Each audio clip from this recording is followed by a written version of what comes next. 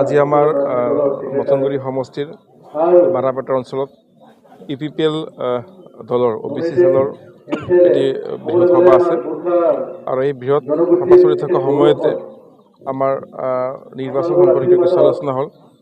OBC দলৰ এই সভাত আমি আমাৰ আগন্তুক যি নিৰ্বাচন কোকৰাঝাৰ লোকসভা সমষ্টিৰ যি NDR প্ৰাৰ্থী জয়ন্ত বসুমতাৰী ডাঙৰীয়া, সেই সন্দৰ্ভতো আমাৰ হালবাৰী MCLA তথা BTRৰ আৰু এজন MCLA মাধৱ চেত্ৰী তেওঁলোকো আহিছে। আমি একেলগে আমাৰ OBC দলৰ এই সভাৰ লগতে আমি নিৰ্বাচনী যি আমাৰ ৰণকৌশল, আমাৰ জয়ন্ত বসুমতাৰী ডাঙৰীয়া যিহেতু বহুত ভোটত নিৰ্বাচিত হ'ব, সেই সন্দৰ্ভত আমি ইয়াৰ স্থানীয় ৰাইজক কথাখিনি বুজাই দিলোঁ। তেখেতসকলেও খুব মানে উদ্যোগী উৎসাহী যে অহা যি 7 তাৰিখে আমাৰ নিৰ্বাচন, 7 তাৰিখে নিৰ্বাচন, এই নিৰ্বাচনত NDR প্ৰাৰ্থী জয়ন্ত বসুমতাৰী ডাঙৰীয়া সমগ্ৰ ৰাইজে ভোটদান কৰিব বুলি তেওঁলোকে নিজে আজি চব ওলাই আহিছে ইয়াতে মানুহখিনি।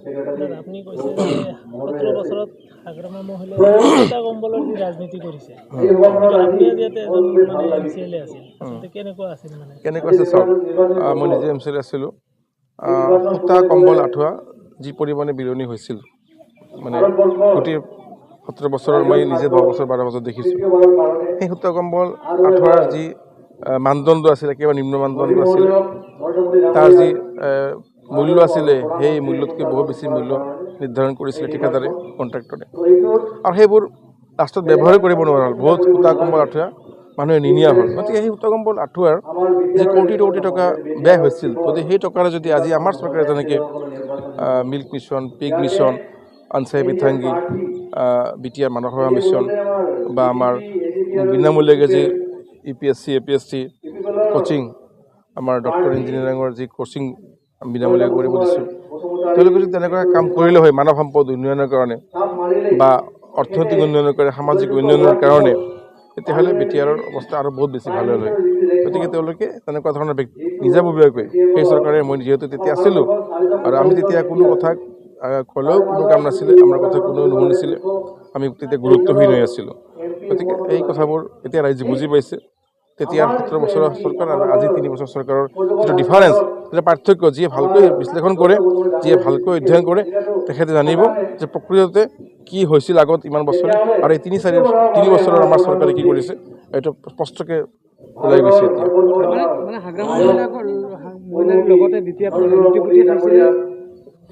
কথাটো এনেকুৱাই, যিবোৰ কামৰ মানে হৈছিল, সেই কামবোৰৰ যিটো ৰাইজে উপকৃত হোৱা নাছিলে, সেই সামগ্ৰী বিতৰণৰ ক্ষেত্ৰত, সেই সামগ্ৰী বিতৰণ কৰাৰ পৰিৱৰ্তে যদি বেলেগ কাম কৰিলে, মইতো ক'লোৱে, গতিকে ধনৰ অপচয় নিশ্চয় হৈছে।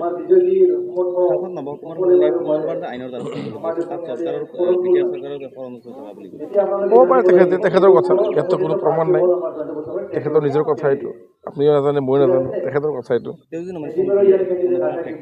একো ফেক্টৰ নহয়, ঢিয়া শৰণীয়াৰ আগৰ স্থিতিও নাই, প্ৰথমৰ স্থিতিৰ পৰা দ্বিতীয় স্থিতি তেওঁৰ বহুত দুৰ্বল হৈছিল জানে, কিবাকে যুগত দ্বিতীয়বাৰ জিকিলে। এইবাৰতো তেওঁৰ স্থিতি একোৱেই নাই, তেওঁৰ কোনো স্থিতি নাই।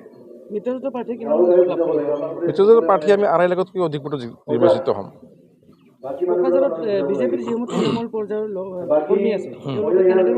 সহায় কৰি আছে, একদম ভালকৈ কৰি আছে। তৃণমূল পৰ্যায়কৰ্তাসকলে, ইপিপিএলৰ কাৰ্যকৰ্তাসকল, অসমৰ কাৰ্যকৰ্তা একেলগে আমাৰ তৃণমূল পৰ্যায়ত যি মানে কমিটিসমূহ আছে, VCDC লেভেলৰ বা ব্লক লেভেল, মণ্ডল লেভেল, সেই কমিটিবোৰ গঠন কৰি একেলগে কামবোৰ কৰি আছে, মিটিং কৰি আছে, ভালদৰে সহযোগ কৰি আছে।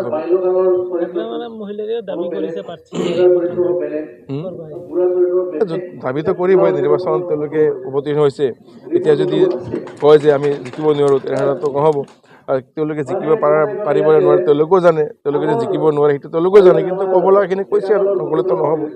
দলৰ কাৰ্যকৰ্তাসকলে উৎসাহ দিব লাগিব, দলৰ কাৰ্যকৰ্তাসকলে উৎসাহ দিয়াৰ কাৰণে নিৰ্বাচন কৰিছে, জিকাৰতো পৰিৱেশ নাই। কাৰ্যকৰ্তাসকলক উৎসাহ মানে এটা লাইনত ৰখাৰ কাৰণে নিৰ্বাচন কৰিছে তেওঁলোকে, সেইটোৱে আৰু। দ্বিতীয় স্থানত মানে আঢ়াই লাখতকৈ কমত থাকিব, আঢ়াই লাখত কমত এতিয়া খাম্পা থাকিব পাৰে, হীৰা শৰণীয়া থাকিব পাৰে, খাম্পা বৰগীয়াৰী হওক বা হীৰা শৰণীয়া ডাঙৰীয়া, তেওঁলোকক থাকিব পাৰে, তেওঁলোকৰ দুজন এজন থাকিব পাৰে।